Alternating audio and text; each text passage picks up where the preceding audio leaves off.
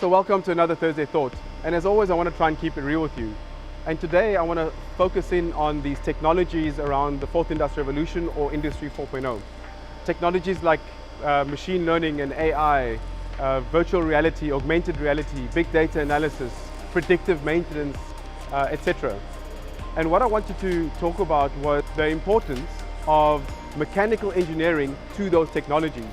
Because without getting the mechanical engineering right and the complications around machines like I'm standing in front of, all of that data and analysis and the data we ingest into those systems is complete garbage. So on this machine you see things like hydraulics where we measure force and displacement. We've got servo control systems where we measure speed in which we press in shafts. We've got intricate gauging systems where we measure the position of a seal. If we don't get the mechanics right, all of the big data and data we ingest into these Industry 4.0 solutions becomes completely irrelevant. So the point I want to make is that we need to continue respecting the science of mechanical engineering, and I would argue that mechanical engineers have the biggest impact on the fourth industrial revolution. Here's another Thursday Thought.